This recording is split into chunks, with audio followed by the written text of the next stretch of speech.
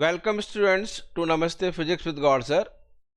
बच्चे हमने टॉर्क कराया और टॉर्क का मैंने आपको फॉर्मूले बताए कैसे निकालते हैं, तो बहुत शॉर्टकट थोड़ा बताया आपको। ठीक है, और उसको हमने ये भी बताया कि वेक्टर फॉर्म में कैसे लिखा जाता है। और टॉर्क ये भी बताया कि टॉर्क एक एक्सियल वेक्टर है, स्यूडो वेक्टर है। तो अभी आगे बच्चे चलते हैं, टॉर्क से आगे चलते हैं। तो जो बच्चे आज ही ज्वाइन कर रहे हैं उनके लिए बता दिया जाए कि हमारे पास प्लेलिस्ट बनी हुई है chapter wise. Work power energy, laws of motion and rotation तीनों की प्लेलिस्ट है। और जो 12th के स्टूडेंट्स हैं उनको तो, जो 11th का सिलेबस देख रहे हैं तो उनको तो पहले से पता है कि हमारे पास रे ऑप्टिक्स हो चुकी है, वे ऑप्टिक्स, ऑप्टिकल इंस्ट्रूमेंट हो चुकी है। तो चलिए बच्चे, समय ना खराब करते हुए लेक्चर की तरफ चलते हैं। लेकिन as usual we are very grateful to Namaste Kavita for providing a small clip of a motivation song. वो हमारे बच्चों को काफ़ी मोटिवेट कर रहा है। और पहले आप सॉन्ग देख लीजिए और फिर हम वीडियो की तरफ चलते। मैं आपसे पिछली बार भी पूछ रहा था कि ऐसा है कि यदि आप चाहें तो बीच में ब्रेक ले सकते हैं। जैसे आपका 45 मिनट का पीरियड है तो 25 मिनट के बाद आप चाहें तो एक मोटिवेशनल सॉन्ग हम रखें। ये सारी बातें आप मुझे कमेंट्स में बताइए। तो let us play the song first, then we will proceed. ओरे लेट अस। मनवा तू क्यों मुरझा जब तेवर सही इरादे सही। ओरे मनवा क्यों तू डोला तेरी ताल में कमी नहीं। आज भी तेरा है कल भी तो तेरा है। बस तू हौसले कर ले बुलंद अपनी सोच में उड़ान भर।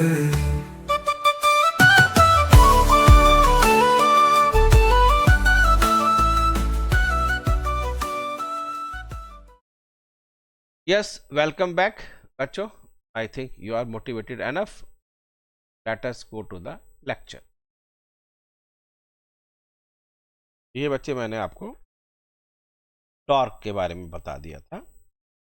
अ, दो बातें हो सकती हैं, या तो मैं टॉर्क को आगे चलाऊं या फिर मैं सोच रहा हूँ एंगुलर मोमेंटम भी साथ साथ करा दूं, तो फिर दोनों चीज़ें एक साथ हो जाएंगी, है नहीं, वो ज़्यादा बढ़िया रहेगा। तो चलिए, एंगुलर टॉर्क क्या था बच्चे? Turning effect of force. Similarly angular momentum, भाई कोई पार्टिकल को घुमाना है तो आप पार्टिकल घूम सकता है यदि उसमें पहले से ही एक क्या हो, पहले से ही यदि उसमें मोमेंटम है तो बच्चे उसमें टर्निंग इफेक्ट आ जाएगा। तो पहले मैं लिख दूं डेफिनेशन क्या है एंगुलर मोमेंटम की। Angular momentum it is moment of linear momentum.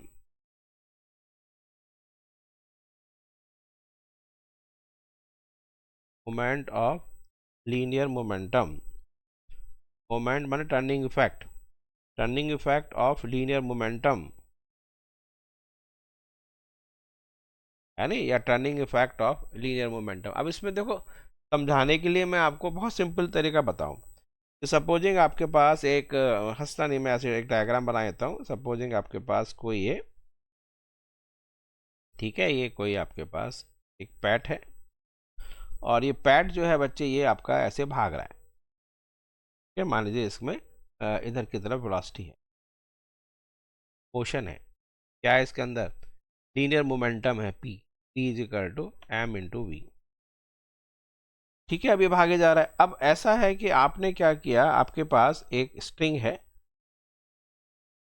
ठीक है, एक स्ट्रिंग है और स्ट्रिंग को आपने निशानची हैं आप पूरे, तो आपने क्या किया, निशाना साध कर पूरा है ना स्ट्रिंग का एक पोर्शन ऐसे रखा, इसके यहाँ पर इसके नेक में आ गया, नेक के ऐसे।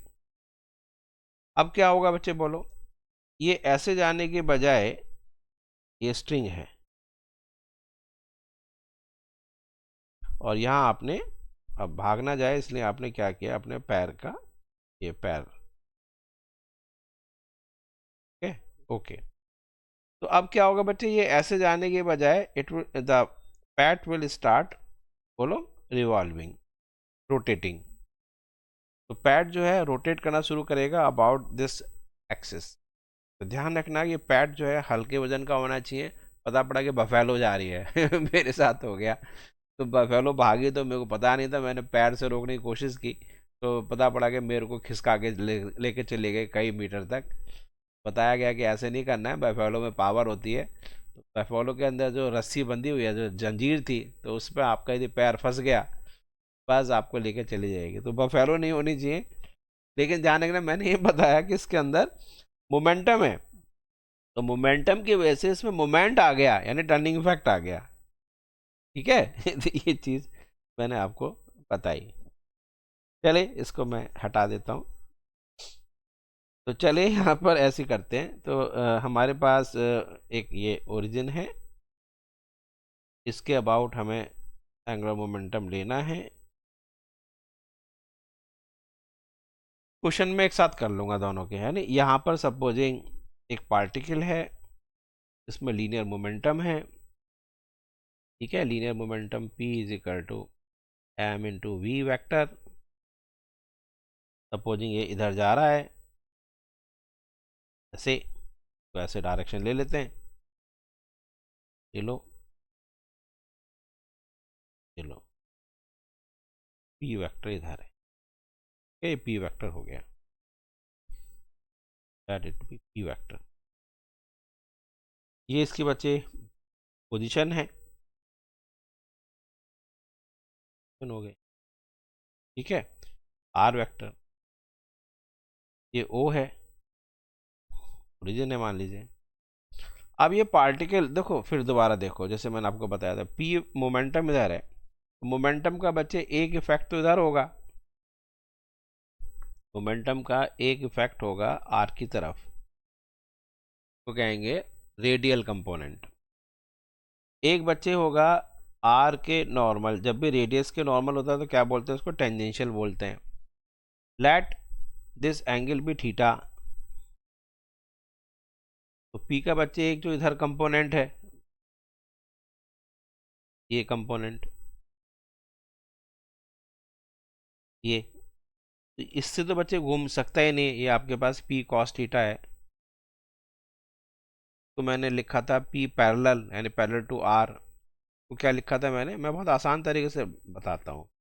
इसको लिखते हैं रेडियल कंपोनेंट ऑफ मोमेंटम। दूसरा बच्चे, यहाँ पर सारा खेल आपको पता है वेक्टर में किसका है, रेक्टेंगुलर कंपोनेंट का है। तो ये हमने दूसरा कंपोनेंट ले लिया जो आर के नॉर्मल है। ये है बच्चे p sine theta, this is p perpendicular, इसको क्या बोलते हैं, टेंजेंशियल कंपोनेंट, सही है। This is tangential component of momentum. तो आपको जैसे मैंने बताया कि हमें इसके अबाउट, ये एक्सिस है, ये तो एक्सिस ऑफ रोटेशन है, और इसी के अबाउट घुमाना है। तो मुझे बताओ कि p का असली में तो ऐसे जा रहा है पार्टिकल, तो इसकी वजह से तो बच्चे कुछ हो ही नहीं सकता कि जो रस्सी के ऐसे इसके बाद घूम सकता, तो ऐसे इसको मान रस्सी से बांध रखा है, स्ट्रिंग से बांध रखा है, स्ट्रिंग को खींच के ले जाएगा, तो घूम तो बच्चे इससे सकता है ना। ये वाला जो कंपोनेंट है ये p, इसी की वजह से सर्किल बनेगा ऐसे, इसी की वजह से सर्किल बनेगा या नहीं, ऐसे। तो घूम ऐसे रहा है, सेंस ऑफ रोटेशन बच्चे ये हुआ, ऐसे है ना रोटेशन के सेंस। तो वो कब होगा, जब आपके पास ये है r की direction, this is the direction of r vector and this is the direction of p vector. तो यदि हम r से p की तरफ रोटेट करें इसको, तो वही सेंस आ रहा है बच्चे, जो ये सेंस आ रहा है ऐसे घूमने का, r से p की तरफ, यानी स्क्रू को यहाँ रखेंगे and you have to rotate the screw from r vector to p vector, you will get the same sense of rotation as is happening here, यानी कि ऐसे घूमेगा। तो पहले तो वही लिखें कि एंगुलर मोमेंटम इस पे डिपेंड कर रहा है, तो एंगुलर मोमेंटम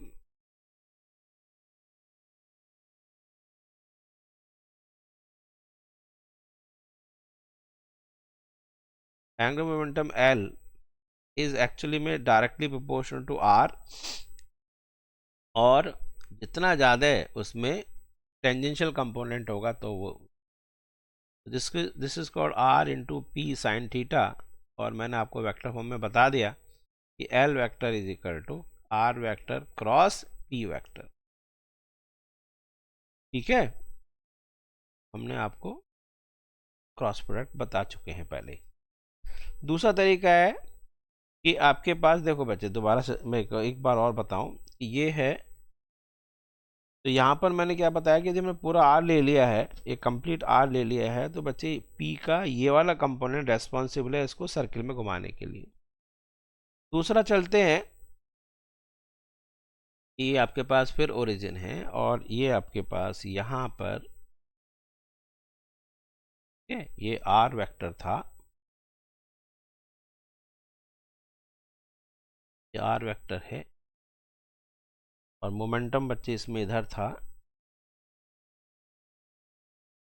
मोमेंटम है, ये पार्टिकल तो था ही खैर m मास का,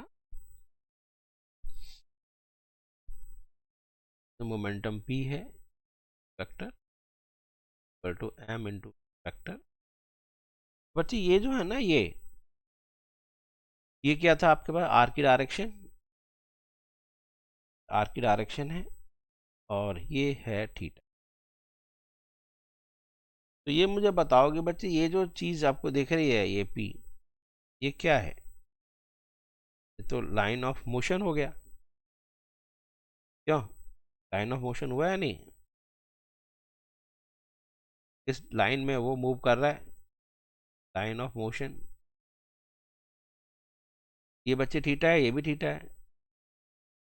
तो आपको ने यदि कंप्लीट P ले लिया है, ये कंप्लीट आपने P ले लिया, मान लीजिए ये कंप्लीट P ले लिया है, तो आप ये मान के चलो कि ये जो पार्टिकल घूम रहा है इसका, तो मैं इसमें नॉर्मल डालूं, ये थीटा है बच्चे, तो ये क्या हो गया, R साइन थीटा, या मैं इसको R परपेंडिकुलर लिख रहा हूं। तो ऐसा लग रहा है कि यदि मैंने कंप्लीट P ले लिया है तो वो सर्किल बना रहा है इस रेडियस का। आया? ये समझ में नहीं आता है, ये तो ऐसे, ये इफेक्टिव, ये जो हो गया ना इफेक्टिव रेडियस हो गया, तो इसको कहते हैं मोमेंट आर्म, घूमने की आर्म। आर्म का मतलब वही radius, moment arm of momentum.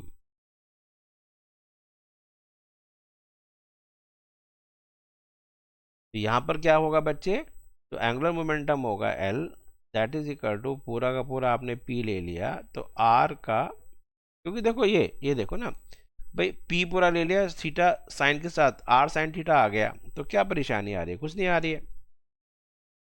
R sine theta का हाँ बस नाम अलग हो गया, इसको कहते हैं P इंटू R परपेंडिकुलर, लेकिन वेक्टर फॉर्म में तो वही रहेगा। तो इसका मतलब या तो पूरा R ले लो, तो P का वो इफेक्ट लो जो R के परपेंडिकुलर है, या पूरा P ले लो और R का वो इफेक्ट ले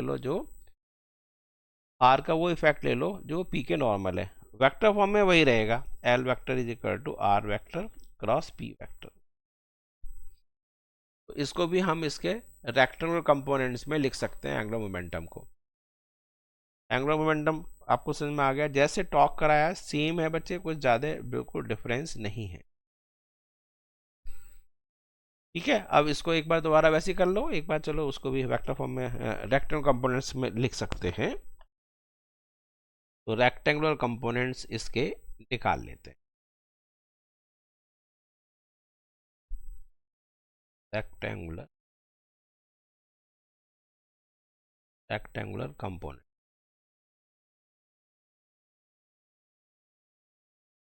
तो रेक्टेंगुलर कंपोनेंट चलो बच्चे, तो आपके पास जो R वेक्टर है को लिख दिया मैंने एक्स आई कैप प्लस वाई जे कैप प्लस जेड के कैप, और पी वेक्टर को लिख दिया मैंने पी एक्स आई कैप प्लस पी वाई जे कैप प्लस पी जेड के कैप। तो हमारे पास ये हो गया। सिमिलरली बच्चे एंगुलर मोमेंटम एल वेक्टर को भी हम लिख सकते हैं, उसका एक्स कंपोनेंट, उसका वाई कंपोनेंट एंड उसका जेड कंपोनेंट, ये सब हो गया।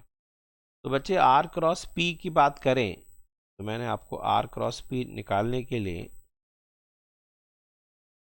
कैसे निकालेंगे बच्चे, तो हमने आई जे के बताया आपको, और आई जे के क्रॉस मल्टीप्लिकेशन मेथड। पहले आपको आर का लिखना है यानी x y z, x y z, फिर आपको पी के लिखने हैं p x p y P z p x p y and p z.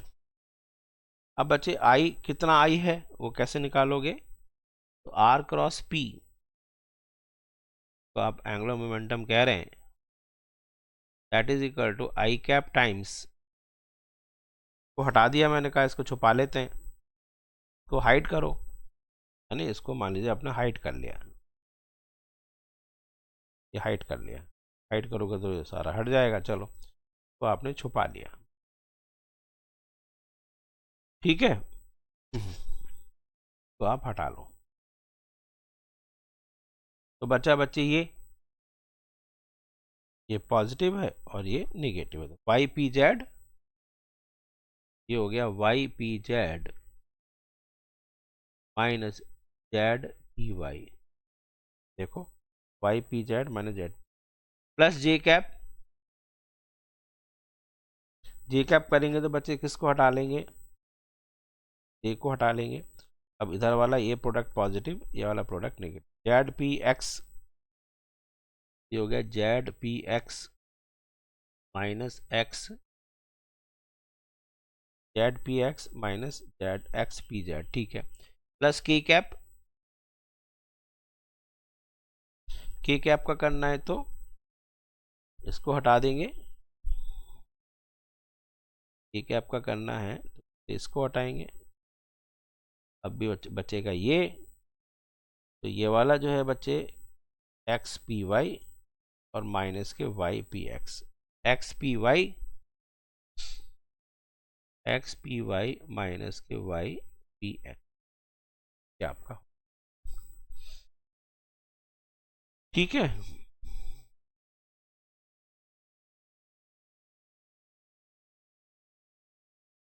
अब एल वेक्टर में भी तो बच्चे कंपोनेंट हैं, ये देखो L x L y L z, तो इसका मतलब आप इसमें जो आई कंपोनेंट है एल का, एक्स कंपोनेंट है वो क्या हो जाएगा वाई पी जेड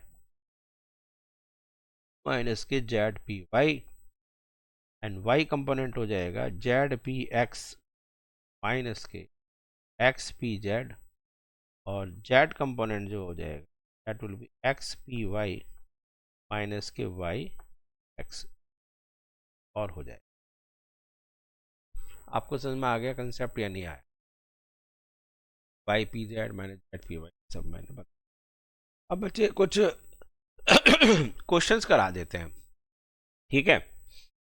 चलिए देखो अभी भी देखो पार्टिकल चल रहा है, अभी हमने उस पर रिजिड बॉडी डायनेमिक्स नहीं करी है, अभी ऑलमोस्ट पार्टिकल न्यूटन ही चल रहा है। चलो अब 2-3 क्वेश्चन मैं कराऊं। पहला क्वेश्चन देख, क्वेश्चन को ध्यान से सुनना। क्वेश्चन हम जैसे दोनों का कंबाइन कराएंगे, एंगुलर मोमेंटम का और टॉर्क का, कि सपोजिंग पार्टिकल जो है लिखो जरा, ए फोर्स लिख देते हैं, चलो a force F vector is equal to 2i cap minus j cap plus k cap. मैंने आपको एक शॉर्टकट बताया था कि कहीं ऐसा ना हो कि फोर्स और पोजीशन वेक्टर के जो एक्स वाई जेड कंपोनेंट के रेशियो सेम है तो बच्चे आंसर 0 आ जाएगा, क्रॉस प्रोडक्ट 0 होगी क्योंकि आपस में एंगल वो 0 या 180 है। चलो, a force F is acting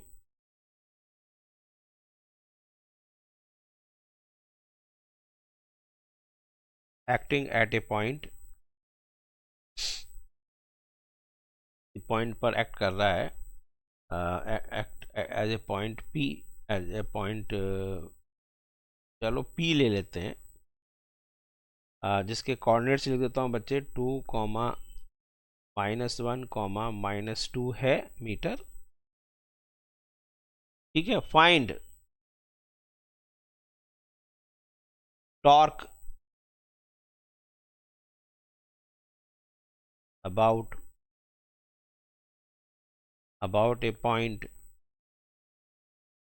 O, इसके कोऑर्डिनेट्स -1, -2, -1 है। यहाँ आप फंसे ना क्वेश्चन में। क्वेश्चन में क्या हो रहा है, फोर्स बच्चे किसी पॉइंट पर लग रहा है, P पॉइंट पर, और जो टर्निंग इफेक्ट है वो O पॉइंट के अबाउट बता रहा है, और O पॉइंट बच्चे ओरिजिन नहीं है, यानी ओरिजिन इसका कहीं और है। मान लीजिए ये ओरिजिन है,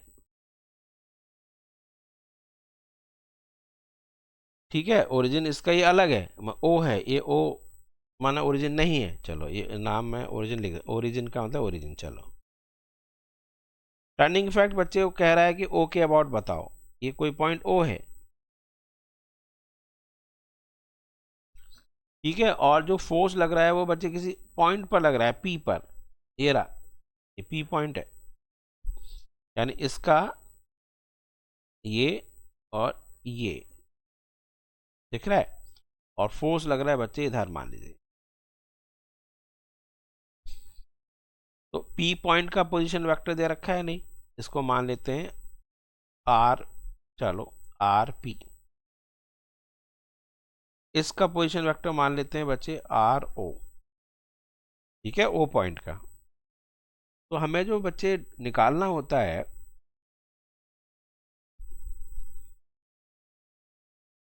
तो उसके लिए बच्चे हमें ये R वेक्टर चाहिए। मैं आगे आपको कौन सा R वेक्टर चाहिए, आपको बच्चे ये R वेक्टर चाहिए, दिस वन,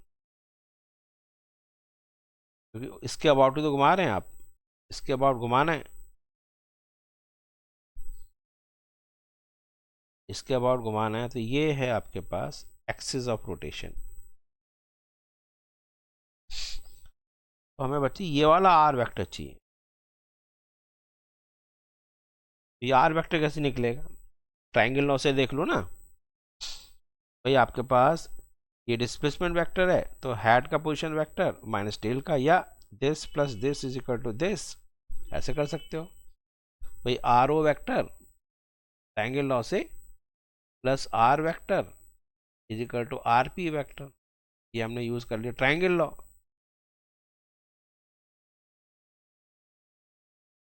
सही है या नहीं सही है भाई, ये वेक्टर प्लस ये वेक्टर इज इक्वल टू ये वेक्टर। तो बच्चे आर वेक्टर बताओ ना, R vector is equal to R P vector minus R O vector ये हो गया। अब आर पी वेक्टर कितना है, पी का 2, ठीक है, ये हो गया बच्चे 2i कैप माइनस के j कैप माइनस के 2k कैप माइनस के आर ओ वेक्टर, यानी माइनस के i कैप प्लस के 2j कैप एंड माइनस के k कैप। ये कितना आ गया बच्चे 2, और ये हो गया 3i cap minus j minus 2j minus के 3j माइनस 2k और प्लस के, यानी माइनस के k ये हो गया, ये आर वेक्टर हो गया। एफ वेक्टर दे रखा है बच्चे आपको 2i कैप माइनस के j प्लस के k। एक बार रेशो देख लेना बच्चे, 3/2, 3/1, 1/1 नहीं है, इसका तो आंसर 0 नहीं है, और किस नॉन जीरो। ठीक है, अब बच्चे आर क्रॉस एफ निकालेंगे। आई जे के, आसान है, आई जे के। पहले आर के लिखते हैं, 3 -3 -1, 3 -3 -1। फिर एफ के लिखते हैं, 2 -1 1, 2 -1 1। अब इसके बाद बच्चे क्या करेंगे, आई कितना है तो हटा देंगे, फिर इसके बाद इसको ऐसे क्रॉस करेंगे, फिर ऐसे क्रॉस करेंगे। टॉर्क वेक्टर जो आपके पास वेक्टर फॉर्म में आ रहा है, torque vector is equal to I cap कितना हुआ, -3 और -1। माइनस माइनस तो प्लस हो गया, माइनस आएगा ही, प्लस के जे। अब जे के लिए बच्चे ये हटा देंगे, कितना आ जाएगा, -2 एंड -3, -2 एंड -3। के देखो, के को हटा देंगे तो 3 और प्लस के 6। इस तरह से आपके पास आंसर आ रहा है। देखो बच्चे, minus k 4i torque vector is equal to minus k 4i, तो पीछे देखते हैं, माइनस के 4i माइनस के 5j और प्लस के 3k। आपको आगे क्वेश्चन करना है, नहीं आया?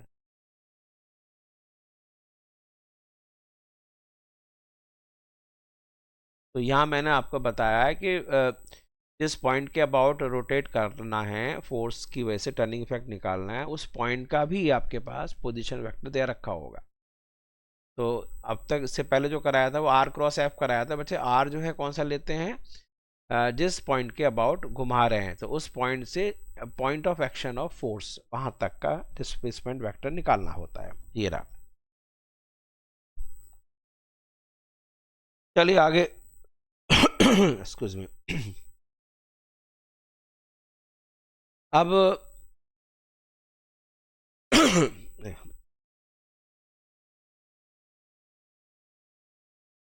अब बच्चे मैं एक क्वेश्चन कराता हूं, और उस क्वेश्चन में आपको एंगुलर मोमेंटम और टॉर्क दोनों निकाल लेते हैं। सिचुएशन दे रहा हूं मैं। सिचुएशन में क्या है, सिचुएशन हमने ले लिया है, सपोजिंग ए प्रोजेक्टाइल है, ठीक है, एन ऑब्लिक प्रोजेक्टाइल। ऑब्लिक सबको पता है ना, एन ऑब्लिक प्रोजेक्टाइल।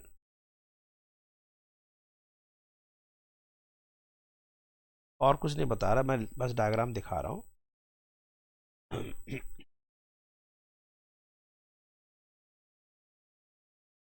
ये x है, ये y है,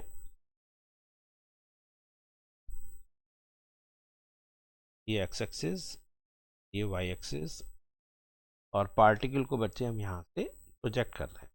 यहाँ से पार्टिकल है ये भाई, इस पार्टिकल को हमने ऐसे प्रोजेक्ट किया है, का मास m है और u स्पीड से इसको प्रोजेक्ट किया है, और थीटा बच्चे इसका एंगल ऑफ प्रोजेक्शन है विद हॉरिजॉन्टल। हमेशा ध्यान रखा करो कि हॉरिजॉन्टल से है या वर्टिकल से है, ठीक है। मैं आपको थोड़े से आपको राज फाश भी करूंगा, जिससे कि बच्चों के मार्क्स निगेटिव हो जाते हैं नीट में, बहुत छोटी छोटी चीज़ें वो भूल जाते हैं, ये भी मैं आपको बताने वाला। अब इसमें क्या है कि बच्चे जो इसका वेलोसिटी हाईएस्ट पॉइंट पर सबको पता है, ठीक है, हाईएस्ट पॉइंट पर की वेलोसिटी क्या होगी सबको पता है कि हॉरिजॉन्टल कंपोनेंट रहता है इसका u cos थीटा, और जब ये लौट कर आता है वापस तो बच्चे u से ही आता है, और ये थीटा है। हर जगह बच्चे इसका वेट तो लग रहा ही होता है, आपको पता है mg लग रहा होगा, तो यहाँ भी लग रहा होगा mg, यहाँ भी लग रहा होगा mg। ये इसकी बच्चे रेंज है,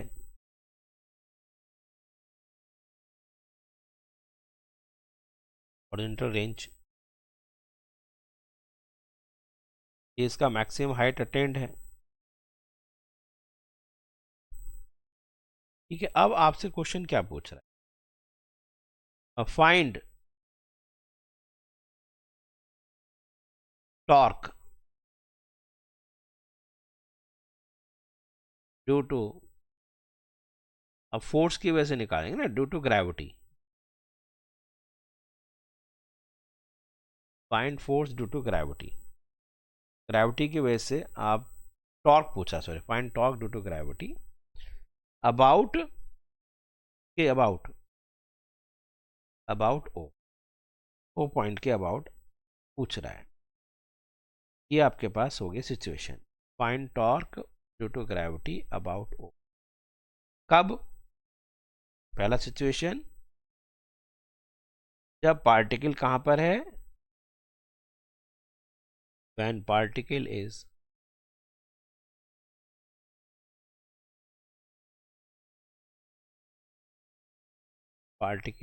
at highest point, या हाईएस्ट पॉइंट पर जब पार्टिकल है तो वहां पर हम बात आपसे पूछ रहे हैं। ये आपके पास पूछा जा, this is the first situation when particle is eight highest point, highest point. ठीक है, अब जब हाईएस्ट पॉइंट पर पहुंच गया ये रहा,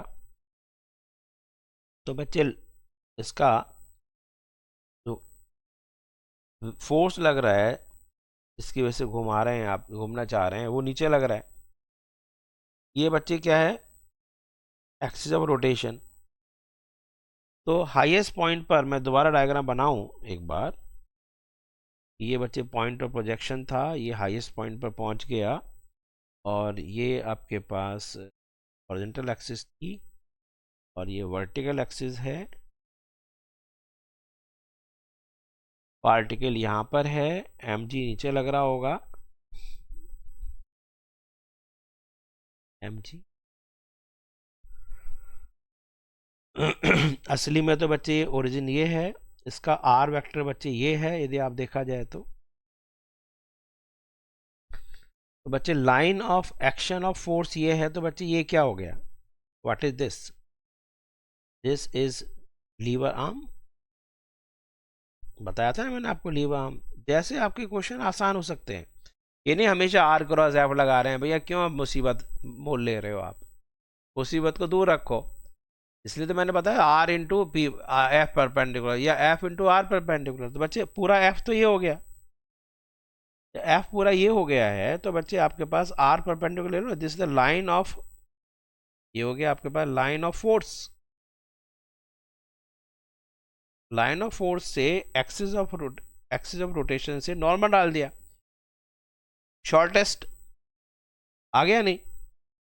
तो आर परपेंडिकुलर कितना है, लीवर आर्म जो आपके पास दिख रहा है, लीवर आर्म जो दिख रहा है बच्चे, वो कितना है, आर परपेंडिकुलर बोलो कितना लग रहा है, बिल्कुल साफ दिख रहा है मुझे, तो इस पूरे रेंज का हाफ है।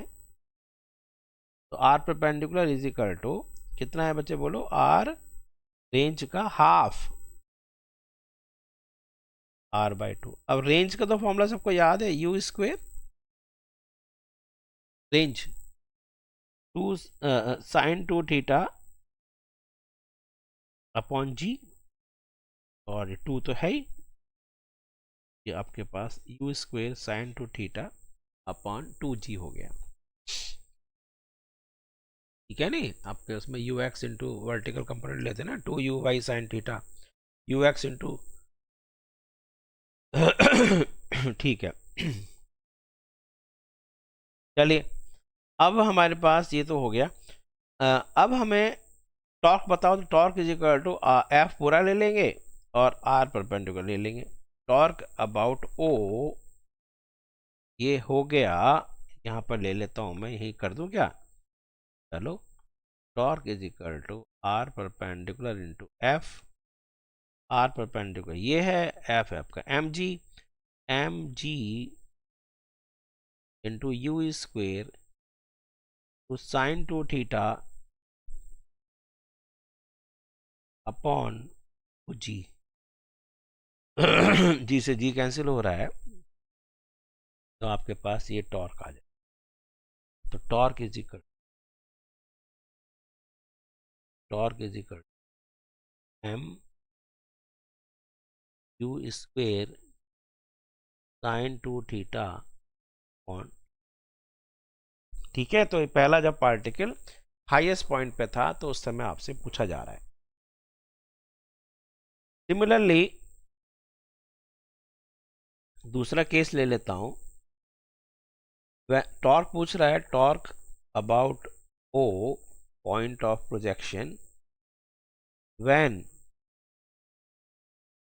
तो पार्टिकल है just lands, when particle just lands. तो अब देखो बच्चे, ये आपका पॉइंट ऑफ प्रोजेक्शन हो गया, ये पॉइंट यहाँ पर गिर रहा है। चलो इसकी एक्सिस ले लेते हैं, इस एक्सिस और वाई एक्सिस ले लिया मैंने, ये एक्स हो गया, ये वाई हो गया। यहाँ पर ये चलो ऐसे थोड़ा सा दिखा देते हैं,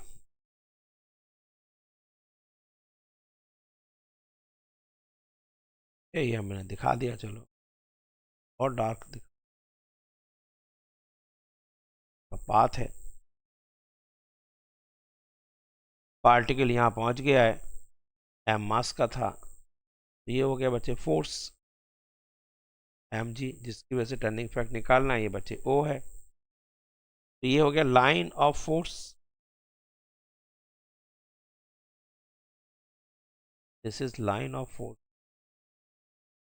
लाइन ऑफ फोर्स से बच्चे इस पर परपेंडिकुलर डाला, आर परपेंडिकुलर, ये हो गया moment arm, moment arm of force.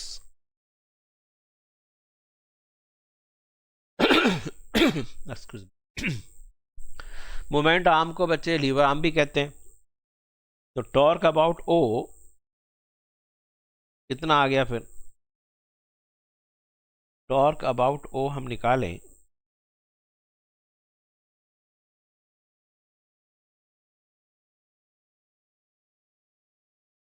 Torque about ओ करेंगे तो क्या हुआ, is equal to force into lever arm. Force बच्चे एम जी है, तो लीवर आर्म बच्चे इसका पूरा रेंज ही है, सेंट्रल रेंज। ये हो गया बच्चे एम जी, तो आर की वैल्यू है U square sine 2 theta upon ई, कैंसिल हो गया। टॉर्क अबाउट ओ, सॉरी जी से जी कैंसिल हो रहा है, मैंने क्या कैंसिल, ठीक है, ये कैंसिल होगा। This is equal to M into U square two sine 2 theta. तो मैंने आपको टॉर्क निकालना बता दिया। इसी सिचुएशन में यदि आपसे पूछ रहा है, क्वेश्चन में ले लेता हूँ, फाइंड एंगुलर मोमेंटम, क्वेश्चन नया क्वेश्चन ले लेते हैं, फाइंड एंगुलर मोमेंटम।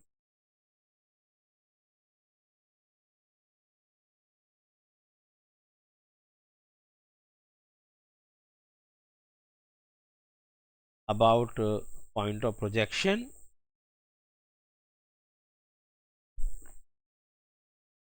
ऑफ, तेजी से लिख रहा हूं,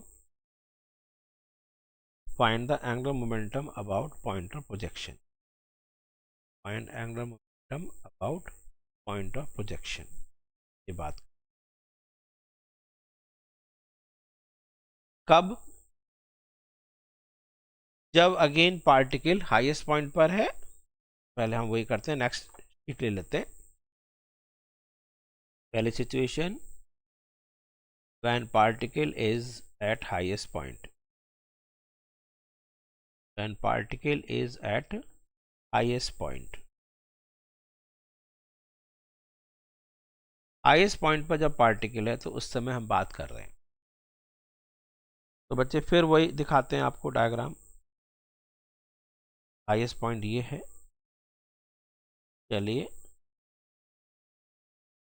ये यहाँ पर। अच्छा, अब बच्चे मोमेंट, यहाँ पर देखो ये आर वेक्टर है, असली में तो आर वेक्टर ये है, और इस समय बच्चे मोमेंटम इधर है।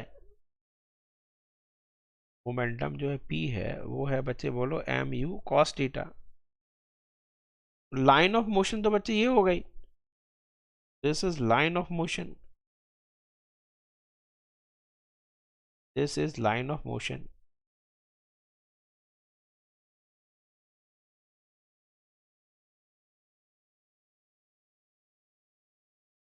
लाइन ऑफ मोशन से पर यदि हम यहाँ से ओरिजिन से नॉर्मल डाल दें तो ये बच्चे हो जाएगा इसका मोमेंट आर्म ऑफ मोमेंटम, ज़्यादा बेटर रहेगा नहीं।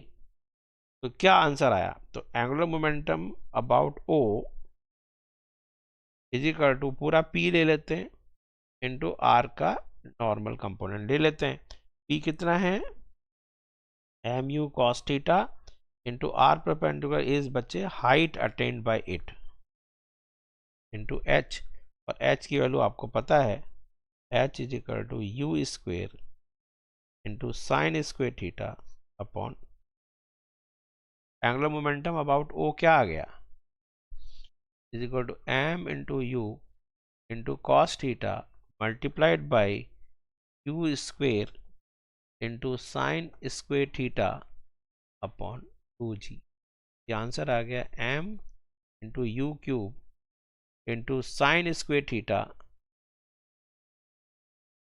Into cos theta upon 2g angular momentum about.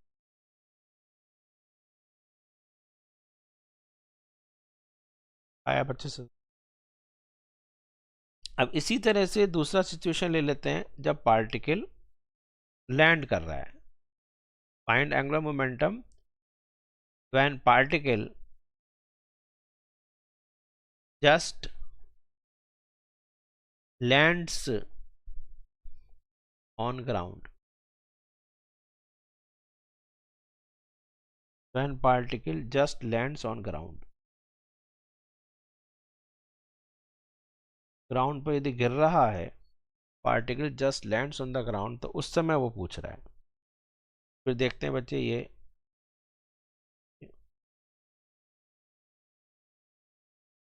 हो गया हमारे पास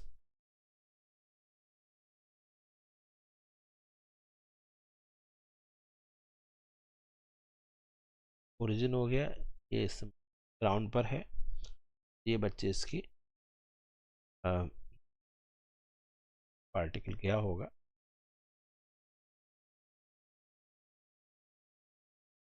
क्या